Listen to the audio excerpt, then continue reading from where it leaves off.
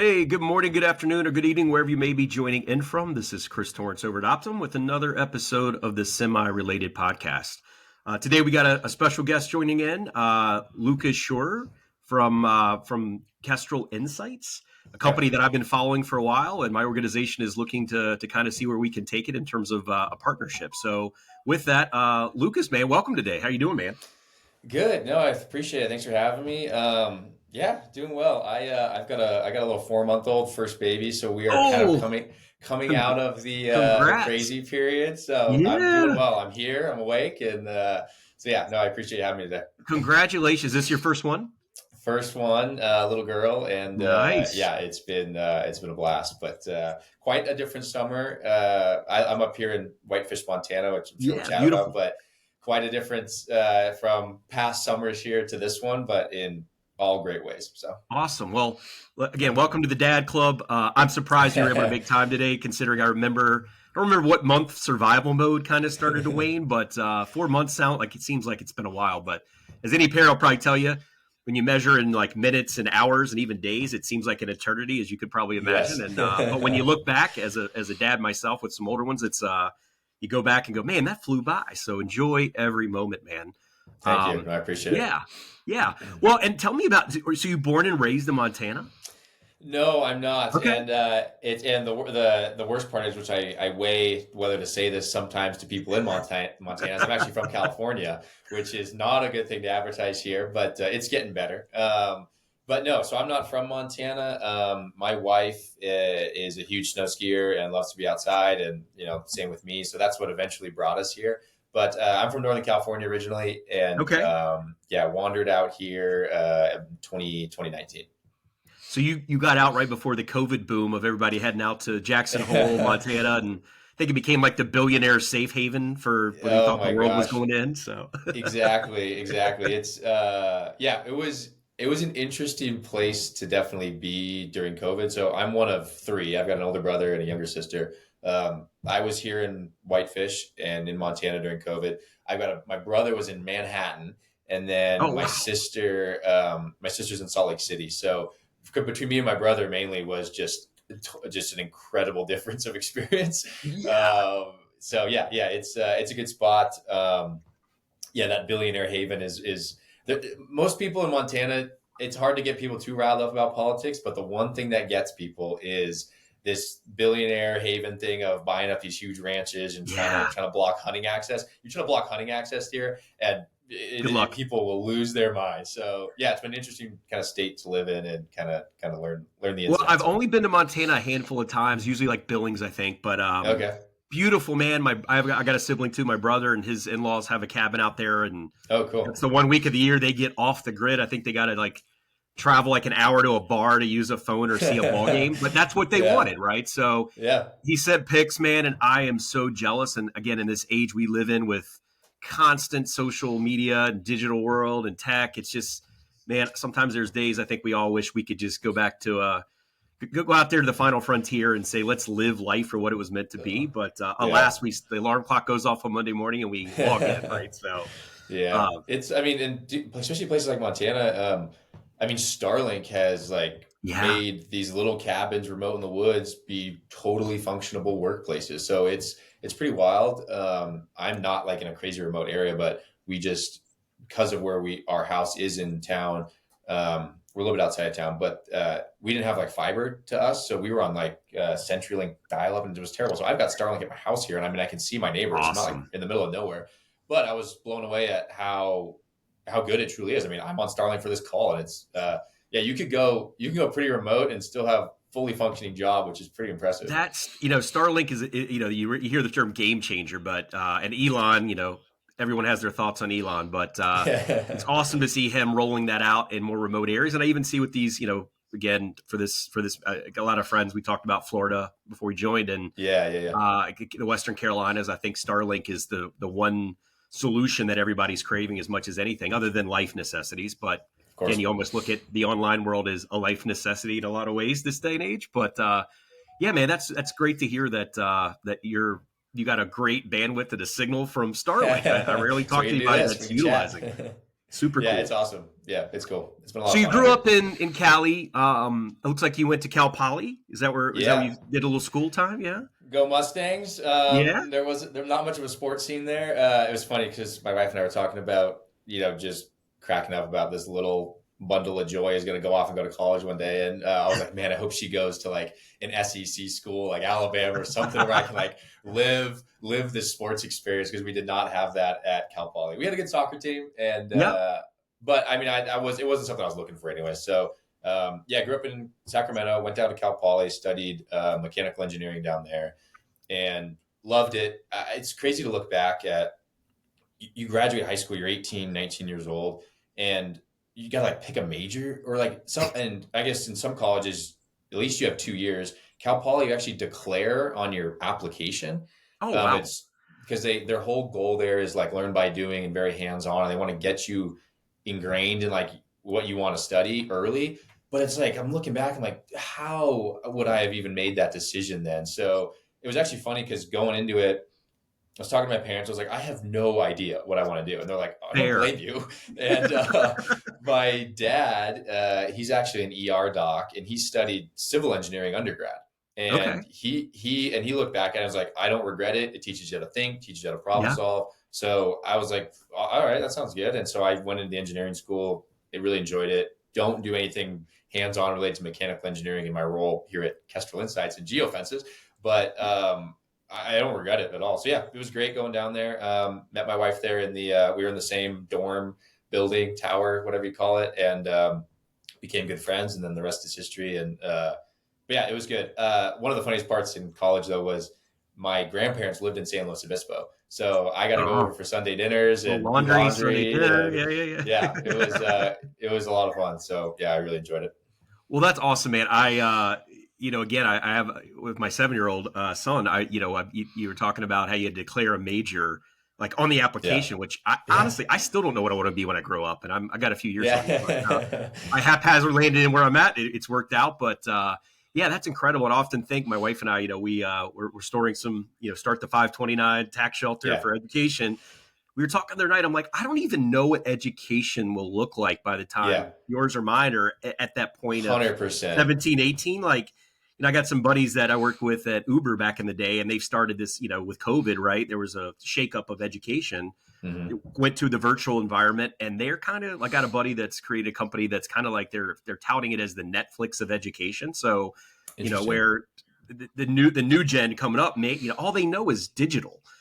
They're like Hmm. literally online for better or worse. Not going to advocate for staying on iPads all day. You'll find Yeah, out soon with the yeah, 4 month old. yeah, It's got a little while, but it's just interesting to see what education looks like, 10, 15, 20 years down the road. And I don't know. I couldn't tell you, but I do look at it as, it's there's a getting an engineering degree, like you said, that is a mindset. And I have hmm become, as toys is still a big part of my life. We've shifted to the Legos, and that's yeah, it's expensive as they are, man. It's the one little hobby my son he loves to build and put yeah. the technical pieces together. And so I'm a big fan of that. And I think, again, going back to just a mindset and a skill set around how pieces fit together, how things operate and work, whether it's mechanically or otherwise. I don't think that's ever a skill that will not work in your favor to some extent. So, Yeah, um, well, Lucas, I tell me, totally how agree. did you go from, you're at Cal Poly, you declared a major, Yeah, yeah, it's engineering, and all of a sudden you, yeah. you finish at some point the dream. You wake up one day and you're like this bubble that we lived in with co-ed life, and the whole community is like everyone, like it's a dream. It's amazing, and I always say Yeah. that's, to me, my college experience is very little do I recollect and go, that was the class, the lecture, the professors, maybe a few, but man, that social experience I think was so important. And again, that's where I think a lot of people I tend to interact with, that with school, when you think about school, they go, that's what they took away, is just that independence and Hmm. social learning. But so you're sitting there at Cal Poly, you're gonna have to graduate at some point. How do you land up in this space, man? Yeah, I totally agree with your sentiment around like some of the intrinsic values of going to college.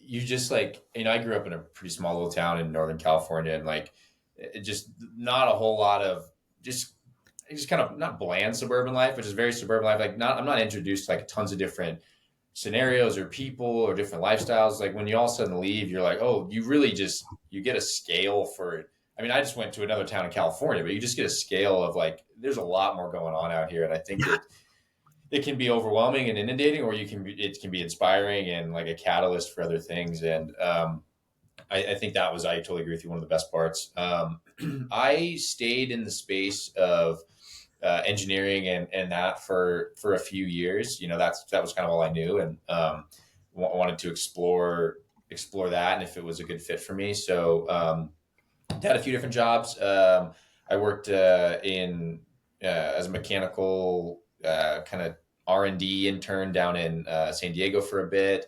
Did work for a mechanical contractor in Portland, Oregon, more like heavy construction, things like that. Took a quick stint as a property manager in Telluride, Colorado. That was actually first. Great ski town, though. Paid for itself, right? Yeah, perks. Phenomenal. Yeah. So yeah, kind of bounced around there. Just unrelated to engineering at all. There was always just a curiosity around just chasing different ideas and different problems, and it festers in a I guess an entrepreneurship kind of mindset. And not that I was like, I thought about it, I was like, oh, I want to be an entrepreneur and I want to start a business and do all that. It was just like just a curiosity to sometimes go after problems, and some of the flexibility you can have around if you can start to put together a paycheck in more creative ways. And so that kind of brought myself to kind of this space. And myself and my team early on were working on a couple different data products in the space. And what we saw was just kind of a wave of SaaS tools that came to the forefront really along the standardization of the ELD, and just like just how it just exploded the ability to do so many different things from a SaaS perspective in the space. And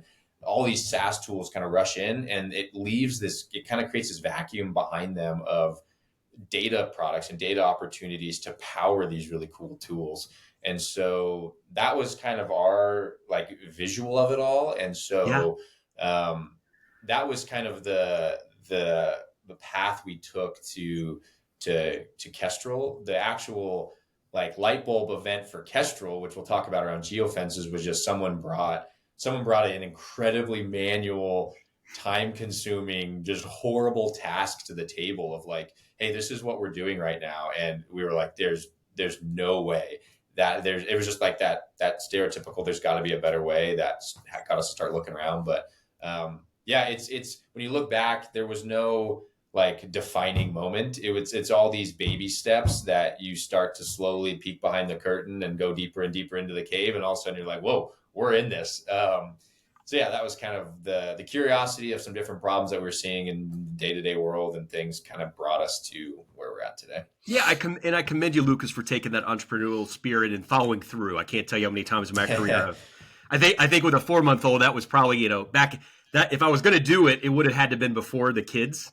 And now I look at just the hustle and the scrappy nature of it. And I don't want to use that as an excuse per se. There's a lot of reasons probably, but sure. Again, kudos to you for kind of taking that step. And everybody I talk to that's taken that endeavor, often the common denominator is they were working at another organization, or at that table you mentioned where it was like someone's throwing you this current workflow or process that you're like, maybe your mechanical engineering mind at some point is kicking in going, this doesn't make any sense. Why?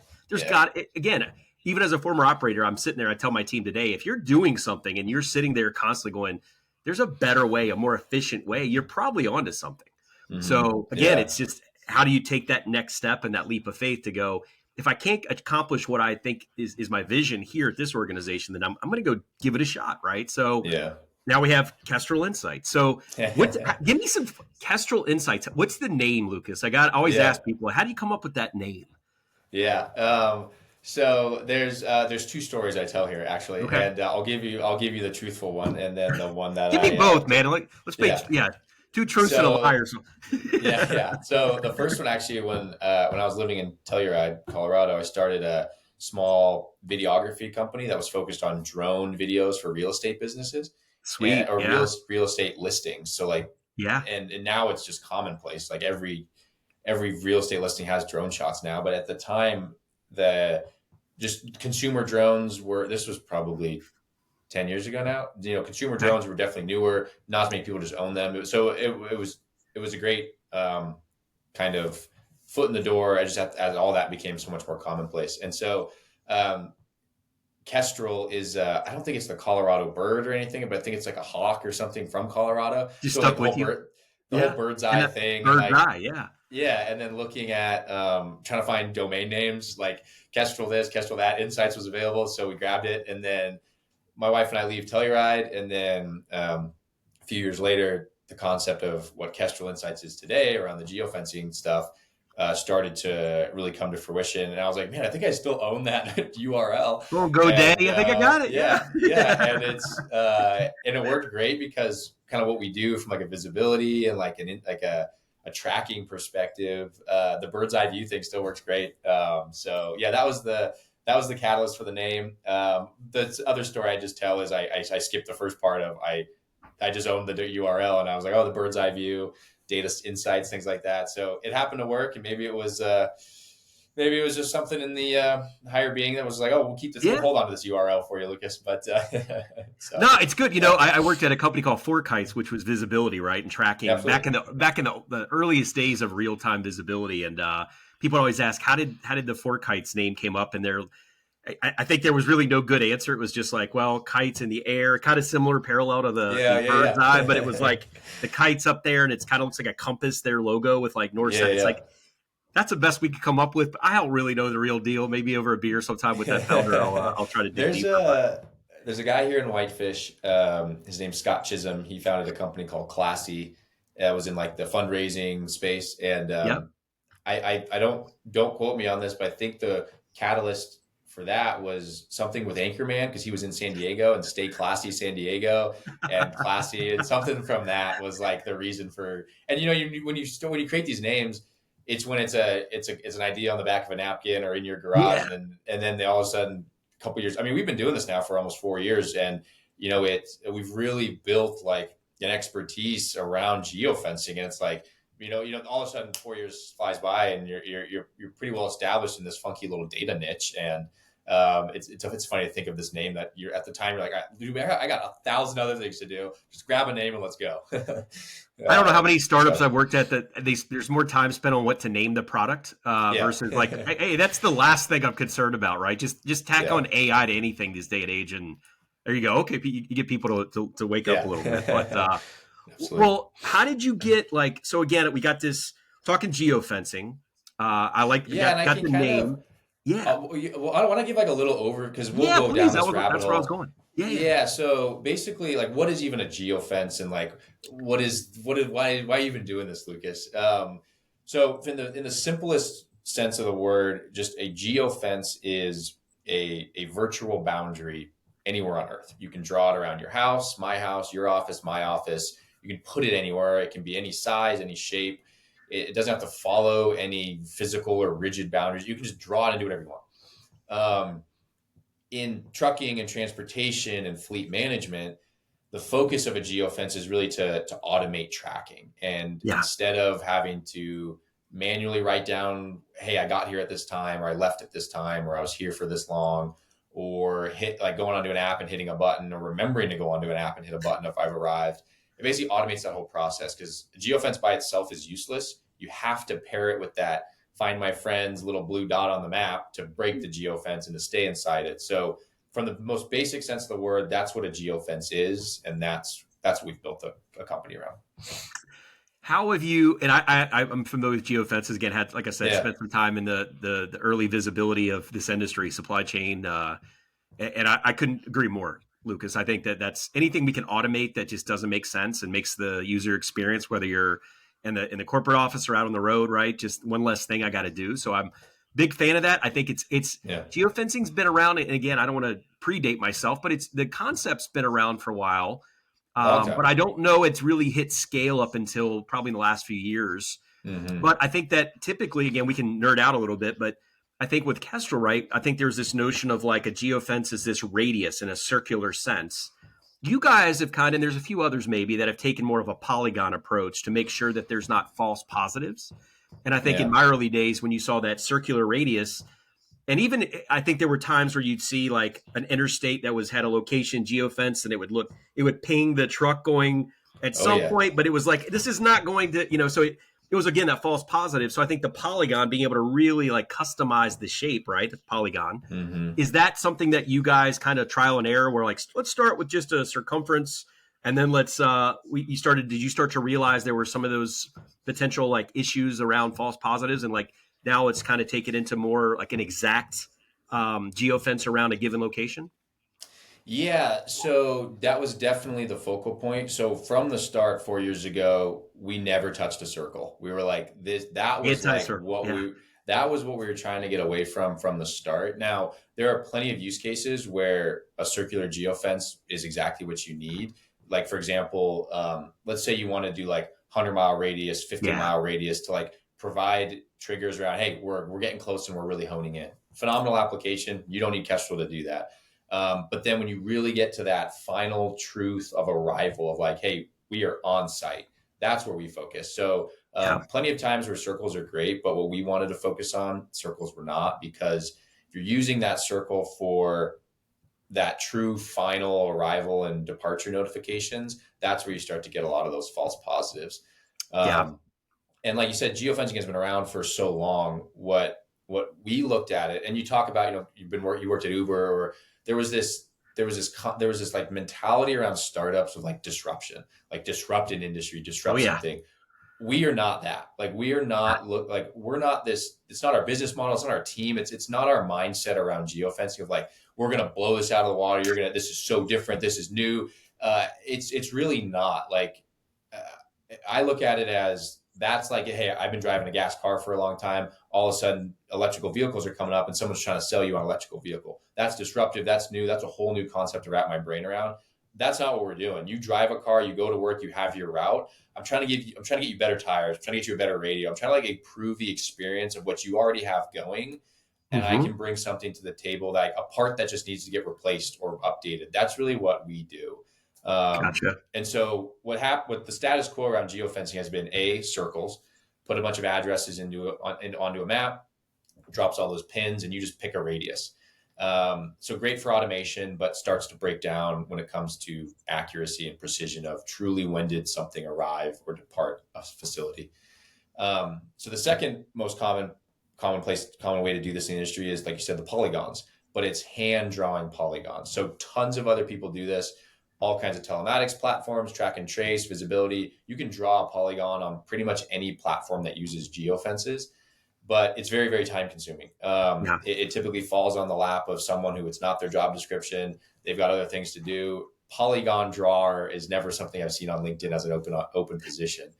So it's a very manual process. So what we basically did was we built a data bolt-on, a product where you basically bolt this onto your existing telematics, your track and trace, whatever you're doing today, again, that car example, and we can automate the creation of those polygons. So instead of putting in an address and getting a circle, you put in an address and get a polygon. Instead of hand drawing a polygon, you don't have to do anything.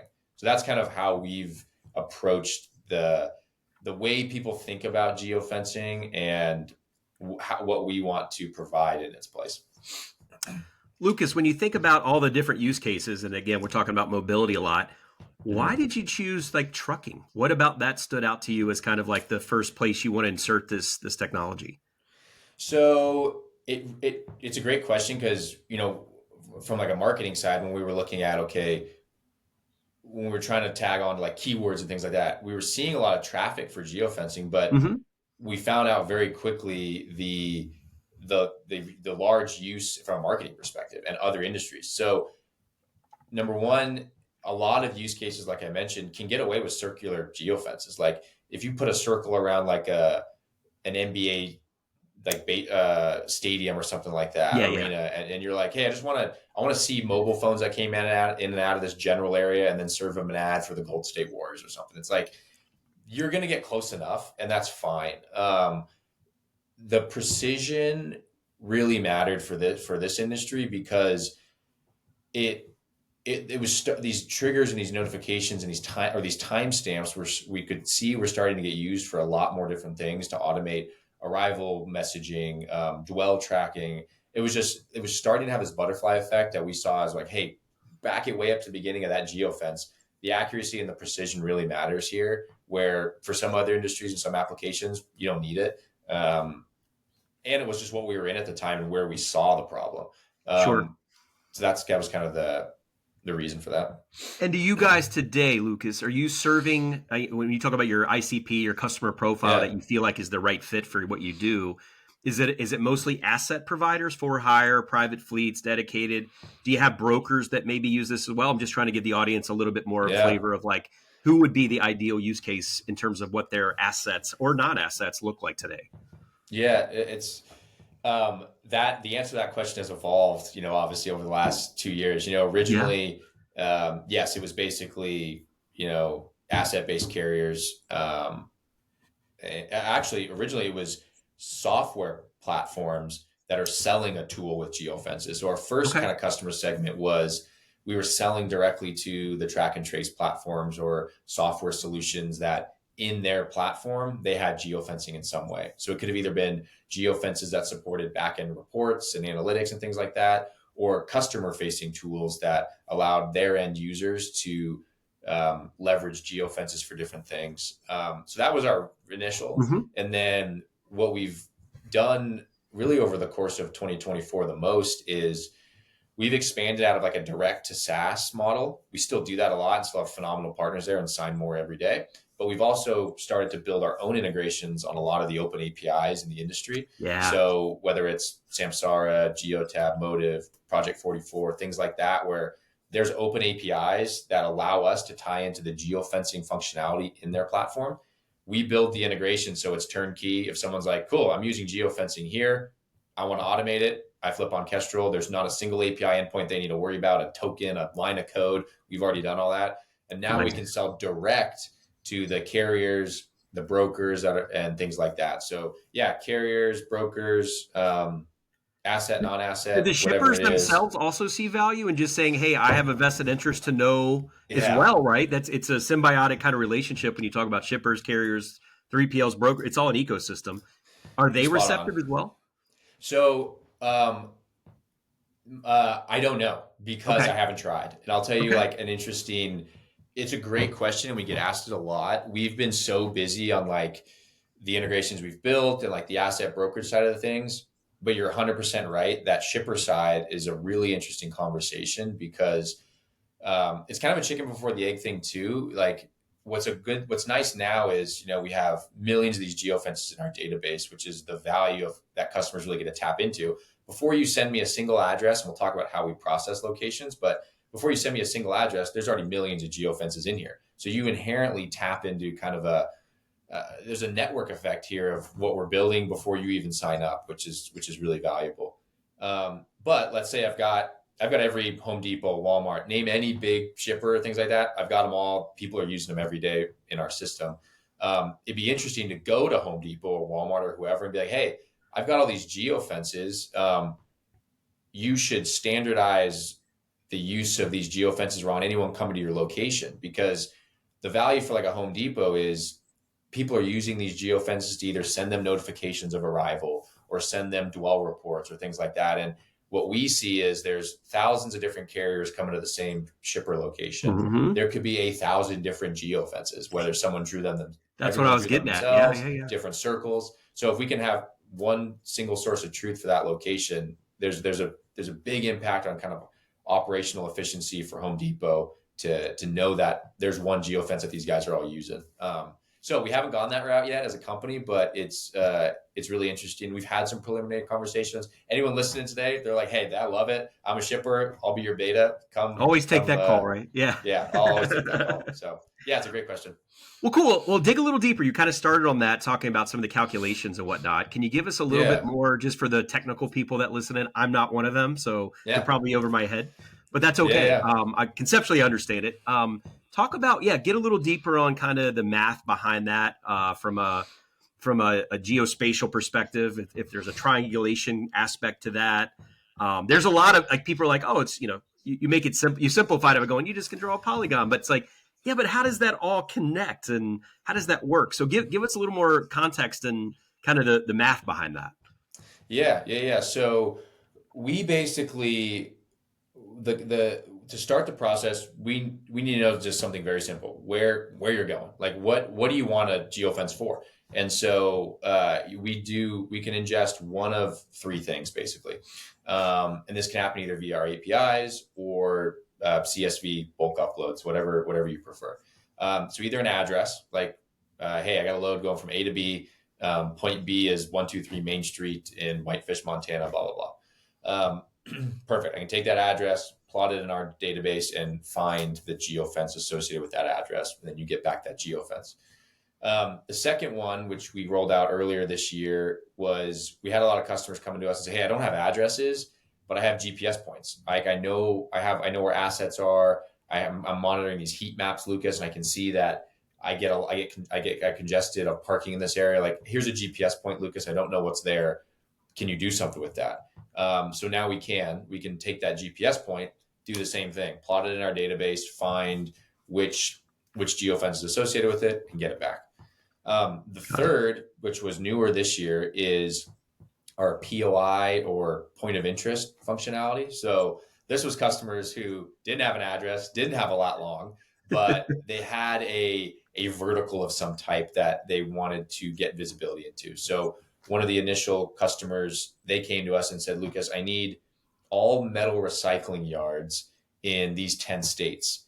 And the reason was they didn't want it was an electrical distributor company, and they didn't want their electricians going to these locations to turn in copper for cash.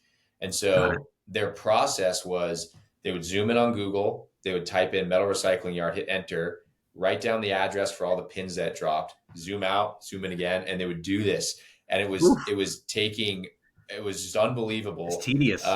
In a couple of days, we had 10,000 polygon geofences for them for every metal recycling yard across the Southeast.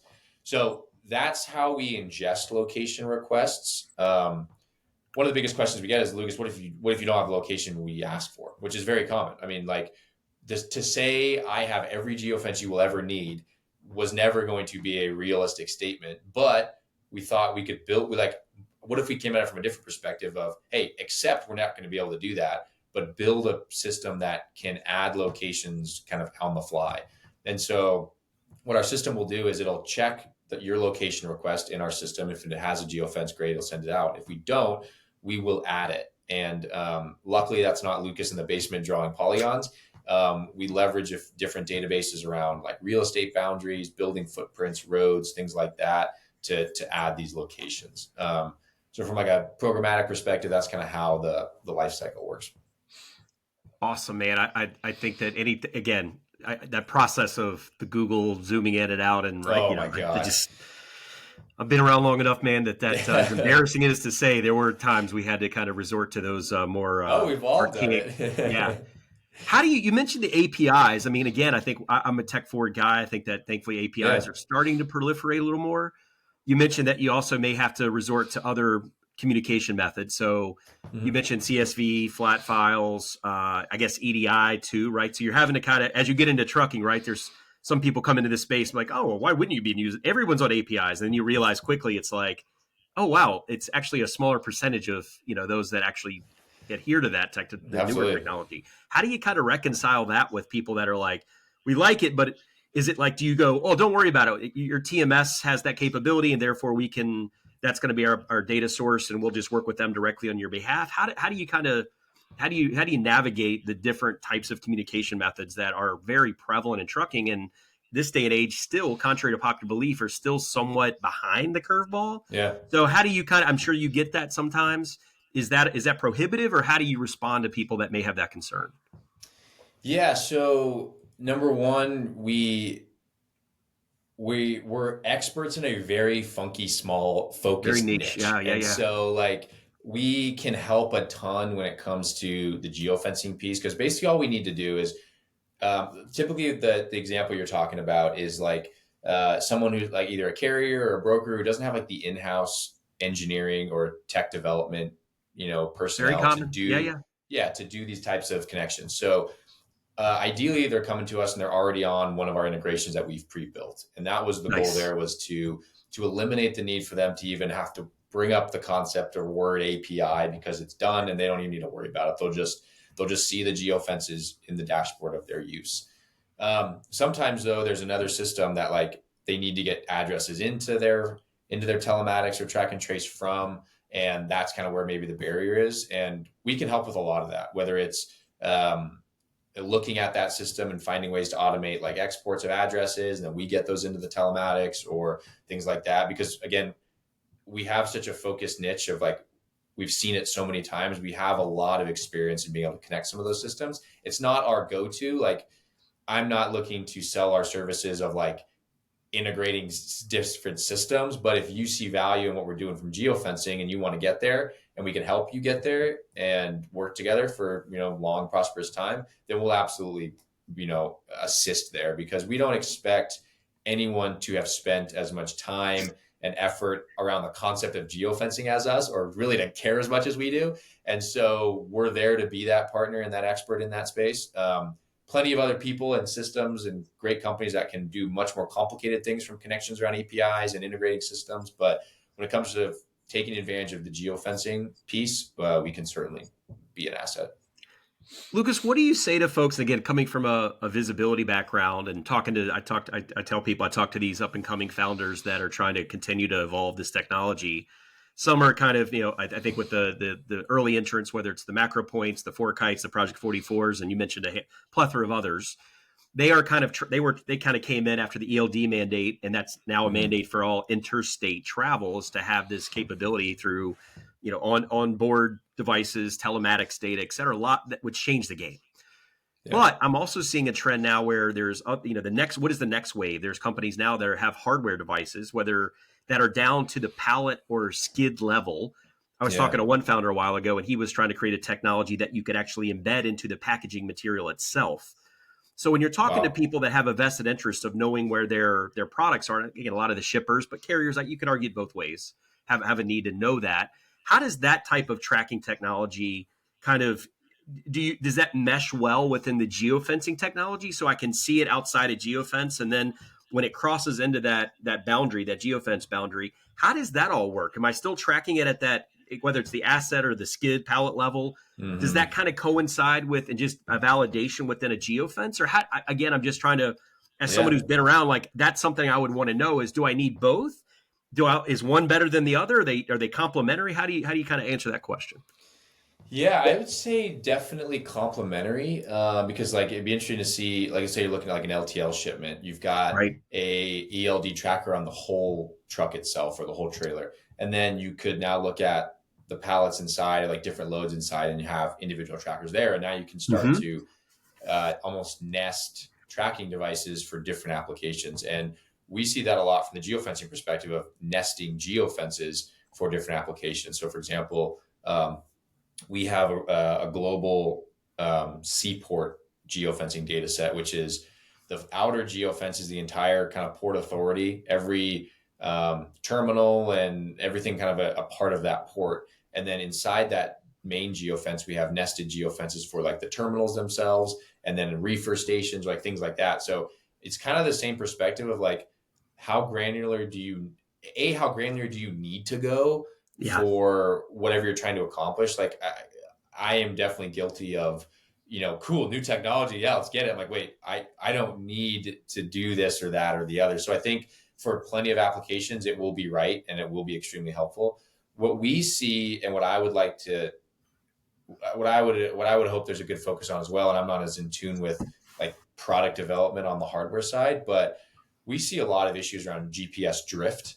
And so, you've got your people can use either mobile devices to track things. You can use the hardware ELD on the car, but it could be something could be sitting perfectly still, and that dot will do this. And as it's kind of triangulating and finding its spot, I think stuff actually works better when it's moving, because it just because of the movement or something, it can actually have a better track. So what will happen is sometimes our geofence will be too accurate, and let's say they're right on the parcel, they're right on the building, and it covers everything perfectly, but a truck parks right on the edge of it, and the thing will like bounce out, and and then it'll come back in. And it's a little bit of, there's some platforms out there that have built in really cool kind of tolerances for this stuff. So if it's like, you can kind of have a sliding scale on, hey, Yeah. if the truck was only there for 5 minutes, don't mark it as delivered quite yet, like like, Right. or 10 minutes, because it's like it's bouncing back out and it's coming back in. So I think there's some ways around it, but eventually it comes down to the accuracy of the tracking device and whatever, whether it's using satellite or whatever it's using mobile. So I'd love to see growth in the accuracy of that versus maybe smaller and smaller trackers, because I hate for like smaller and smaller trackers, but they still drift. Yeah. So that's kind of what we see a lot of. You know what? I used to be. I spent some time in the shipper world as well, and I think that was the Mm. geofence was often the validation or the gut check of, and often the like the there was it could be disputes, right? So a carrier's like, oh, I was Oh there on yeah. time. Often, and again, a carrier would you this type of technology applies to both. But do you see instances where your customers are going back going, what's really been great about this is it's a very objective stance on. You mentioned there's some drift cases, and you guys have a Yeah. tolerance or sliding scale, which is I agree with that. But do you find there's times where it kind of is able to there's disputes amongst where you was the carrier there on time, and I think it's a lot of back in the day. It used to be, well, Yeah. it's just your honor system or word of mouth, or you're relying on a gate guard that got you checked in, and you were there, but you were the 12th truck in line at the check in, and so it's like you're late. Do you find that that's a pretty you're providing, I guess, a lot of just empirical, objective data points to go, hey, this is objective now. There's no more hearsay of were you here on time, were you late, how long Hmm. were you sitting there? You mentioned dwell time, Lucas. Is that all just added benefits and value adds for Kestrel when you go into these type of engagements?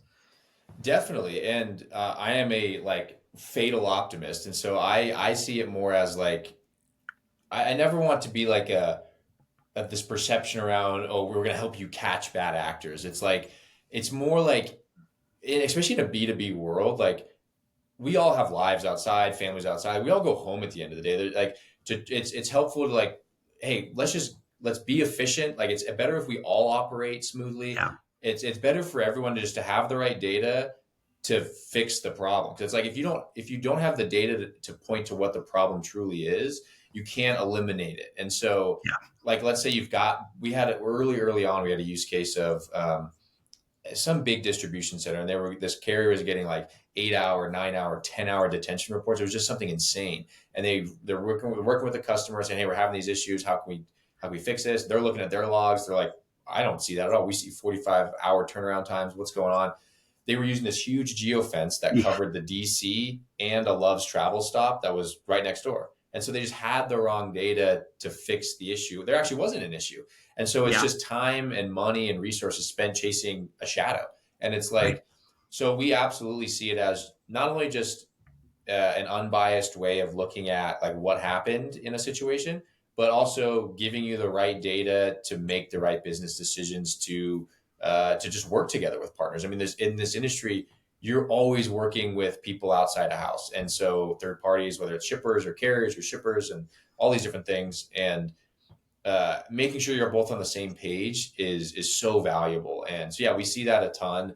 Um, eh, we want it's such a small, simple timestamp. Really, a geofence spits out three things: arrival, departure, and time spent within. Yeah. Three things, nothing else. It's what people do with that can start to have this butterfly effect. And so, if you're going to make business decisions downstream or start to push it for notification or do all these things, it can start to grow in that domino effect. So, yeah, absolutely. It's like, hey, just have the right data from the start. And then from there, you can do all these wonderful things. I'm a pure believer in people want to do great things and will. And I like it. Yeah. yeah, so I'm a bit of an eternal optimist. I'm a realistic optimist or an optimistic realist. And I know there's kind of yeah, I'm not sure which one it is, but I think we're on the same mindset there. You mentioned data, Lucas. I think that's for those that haven't been in this industry. I think there's always a little bit of this notion that everyone's going to have, work with some academics. And I think this notion of, oh, of course the data is going to be correct and the data integrity and it's accessible, it's accurate. yep, Not always the case, as I'm sure you've no. learned. So what can when you're engaging with prospects or even existing customers from a data standpoint, what are some best practices they can adhere to make sure they're maximizing the value that Kestrel provides? And knowing that that's easier said than done. And Yeah. knowing there may be variations within data sets. How do you, again, there's a reconciliation process even on that, but what are, again, best practices? What are your minimum like data integrity thresholds or requirements for this to even be a real value add versus going down this path, knowing the data is bad to begin with, and the garbage in, garbage out mindset inevitably comes to fruition at some point. So again, Mhm. how do you address that with folks you engage with? So the first thing we look at is, okay, if we're going to be pulling addresses or GPS points from your system, where did those come from? Yeah, Because what we if we don't address that, let's say I just grab all your addresses, I process them, give you back geofences, and you're like, wait, these are in the wrong spot. It's like, well, no, that is exactly where that address is. And it's like, oh, well, it's that address is like, kind of close. It's like, okay, I don't have that level of visibility. So that's right. it's helpful to bring out, like, it's helpful to expose that early on. Because we'll have some customers and or not customers, we'll have like prospects where they're like, I see what this does and what this can do. This is going to open a whole can of worms and I don't want to do it. And it's like, that's very much a stick your head in the sand mentality of like, Yeah, I just don't want to address it. And like, I get it, but I pity that approach. So number one, that's what we look at is, okay, if we're going to pull addresses or GPS points from your telematics or whatever it is, where did those come from? And so we'll have that conversation and kind of do a root cause analysis there with them before we start processing any geofences. So that's, I think, the most important thing. And if those are coming from good spots, or they've already been geocoded and standardized, geocoding takes an address and turns it into a GPS point. Like if that's all been done and happy dory, great, then we can start going from there. But that's kind of the first thing we want to understand. The second that we always tell customers is, once we flip this on, you're introducing a whole new data set to your daily operations that has not been there before. So whether you were on mile radius circles or whatever it was, we're now going to really see what's going on here. So we're going to be getting maybe some new notifications, some false flags that we'll clean up with you guys. But like, we're going to introduce a new data set here that I tell everyone, this is not going to be a silver bullet and all your problems are solved tomorrow. We're going to fix a lot of them. We're going to expose some new ones, and then we're going to address those. And so just like making sure that expectations are clear around that yeah, is first and foremost what we want to always be upfront about. And it's not like we're creating all these new problems and now that's this issue, but it's really just shedding light on areas you weren't before.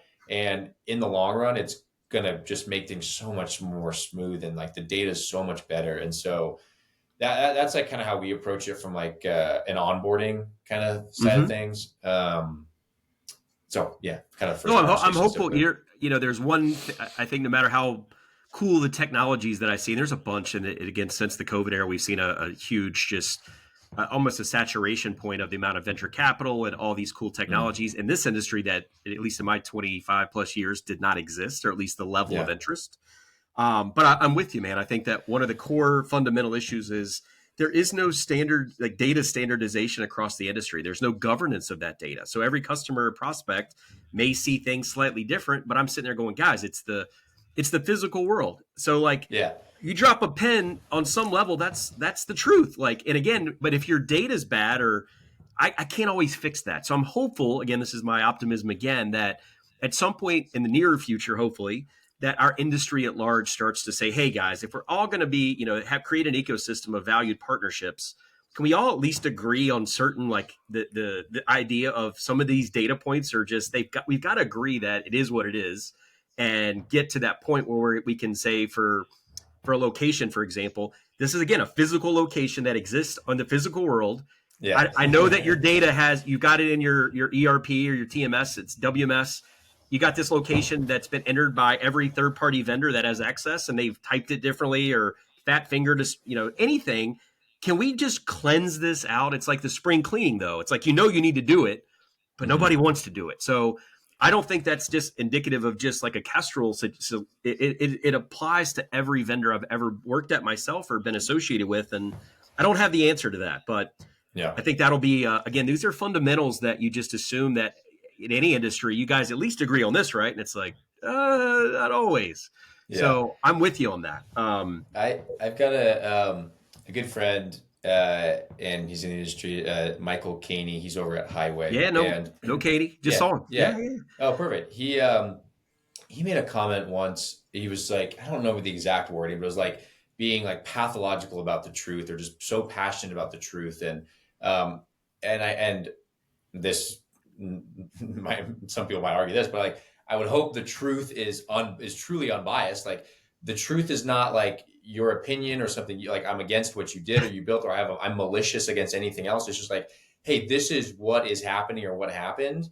Um, Now it comes back to now we know and we can solve it. Like it's like if you're chasing things based on data, like those one guys who thought they had 10-hour detention reports, that's not the truth. And that's so right. if we can provide just unbiased insight to the truth, and it just opens up so many more possibilities. So like our biggest focal points is automation and accuracy. The Yeah, automation comes around like just not drawing geofences and removing that ridiculous process. But then the accuracy is because of that truth component around like the right. accuracy matters because it'll tell you what's really going on and give you the tools to now do whatever you want to do. Yeah, So and with Caney, Jordan, and the Highway team, I mean, again, we're talking about fraud, and that's obviously a massive topic. yeah, So I applaud Caney, I applaud you. I think you noted earlier that there are still people in this industry that would rather bury their head in the sand and not face the reality. And I don't know if it's because they look at the lift to get everything like on track is just insurmountable, or there may be fear of they've been, it's kind of hiding things in a dark corner that they don't want exposure to find out what's really been happening. And I've seen that happen, but I'll be honest, Lucas, I've worked at organizations that take that mindset of we'd rather not yeah, know. Typically, the lifespan of those executives that take that stance is limited. And I think mhm, organizations, at least I like to feel that they are absolutely, they're truth seekers as well, which ultimately lifts the industry, right? So, yeah, way to touch on that. Lucas, I wanted to ask you, man, we're kind of, we've been going for a while. Where's the future, whether it's Kestrel Insights, whether it's the future of geofencing, other applications? Where do you see from like a roadmap perspective or other cool technologies that may be complementary? Where does this all go? Where's Kestrel Insights in 3 years, 5 years from now? What are you tackling other solutions? Are you still hardening the product you have today? Is it that innovation hardening balancing act that every tech company experiences? But what are mhm, some other use cases that the audience may say, well, we understand geofences. What else can we do? yeah. Um, it's an interesting question, and of course, coming to the end of the year, always looking at like budgets and roadmap for next year. We're Yeah. having these conversations right now. So just from like a company and what we want to do, we want to grow our integrations and make sure anyone who wants to use this can use it without having to worry about an API or a token or anything. Like, so we definitely want to grow those. So if someone comes to us and is like, hey, I want to use this, but I'm not on one of your pre-built integrations right now. Say, okay, where are you? Can we get it built? Because we really built like an integration framework here that, yes, each different platform might have a slightly different header and a Mm-hmm. slightly different format, but what we do in terms of ingesting address processing and provide geofence, we can now flip these integrations all much faster than that we built this kind of template. So that's what we want to do from a company side. From like technology and like use case side, this company started, Kestrel started, oh God, when I did this 4 years ago, whatever now, was like, okay, address in for a US based warehouse, geofence out. And very quickly it turned into, um, airports all over the world, Yeah. seaports in Singapore, border crossings in South Africa, copper mines in China. Like all these crazy use cases started coming up.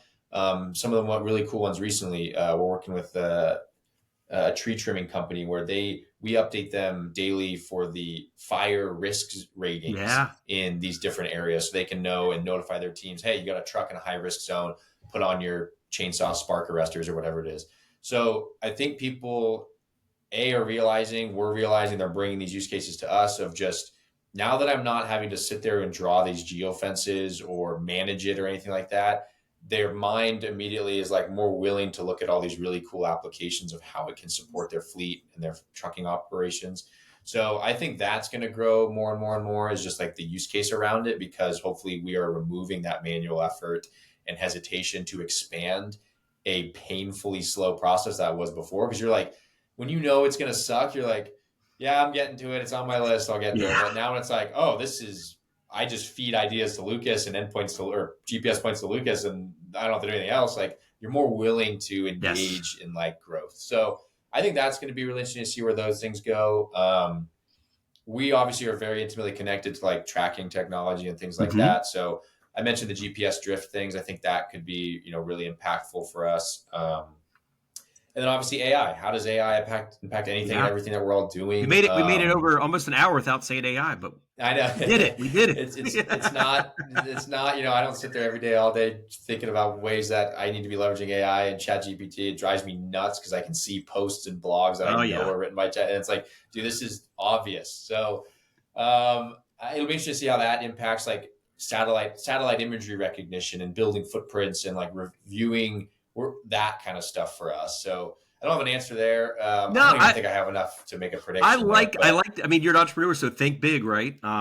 yeah. We talk about weather, obviously a very relevant topic as of late, namely in the Southeast. I Oh yeah. definitely see use cases with even in the federal government area. And I don't know if this technology they are, I have no idea what they're using today.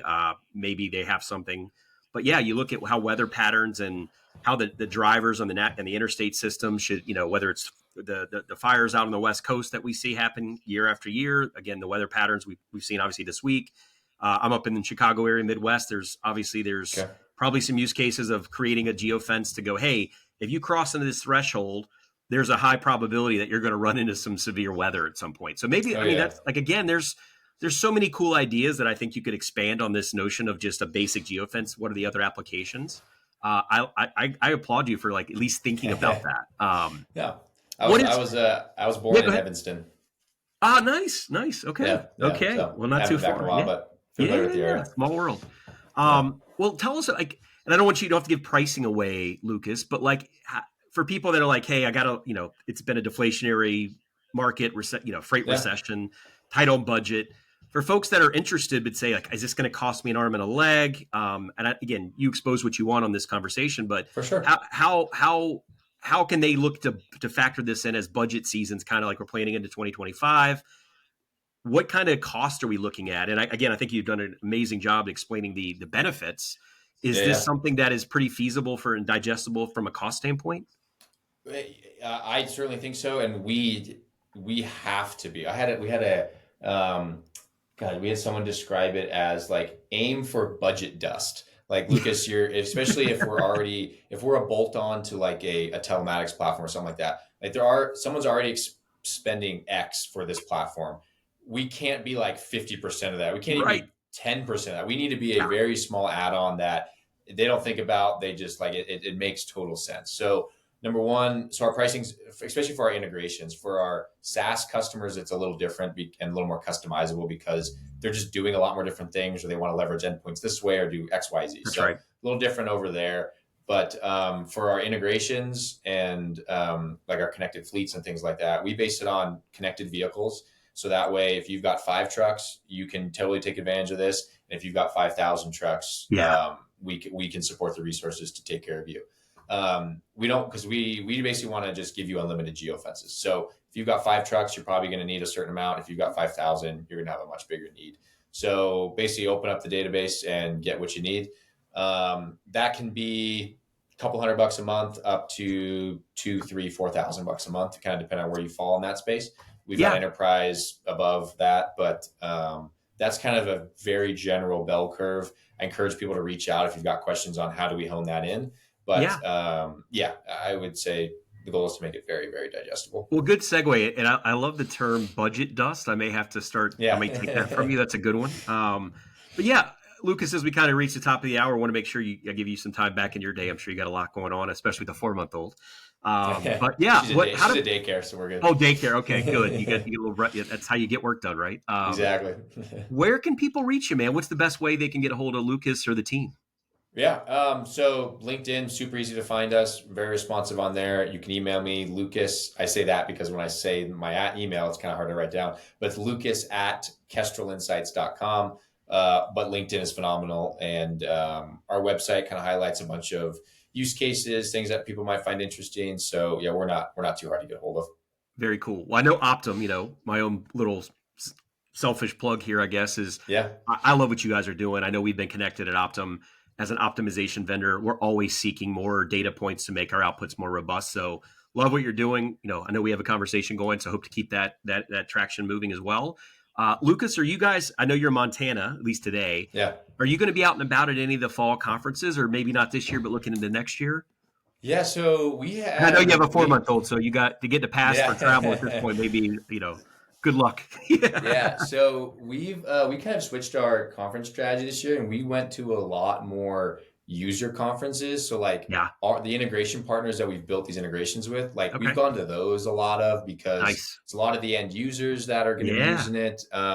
We don't get swallowed up as much in like these big tech conferences where it's kind of a different audience, and so we've done a lot of that this year. I think we've got another one. I can't remember in fall and who exactly it was, but none of like the Technovations or things like that we're going to be at this year. But yeah, we're always out and about. So if people are at places they want to see if we can connect, just let us know. And Awesome. yeah, we'd love to meet up with people. Well, Lucas, is there anything we didn't talk about today that you feel like, hey, there's one more thing I want to give, I want to make sure I address before we let you go? Anything, or you think we covered the bases? I think we pretty much covered the bases. I always encourage people, if you have a question of anything, an idea, anything related to geofences, and I didn't say we do it, come ask, because we probably have or have been asked it before. I can point you in the right direction of where we've seen other people be successful, either with us or without us. So if you got a question about geofences or use case, bring it by us, and we can certainly help.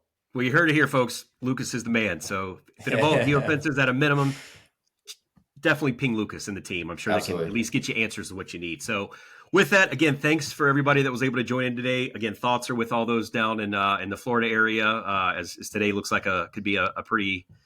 We'll see where the day unfolds into tomorrow, but wishing everybody, thoughts and prayers down in Florida. And again, thanks for everybody for tuning in today. And we'll be back with another episode of Semi-Related here in the near future. So, Lucas, thanks again for the time, man.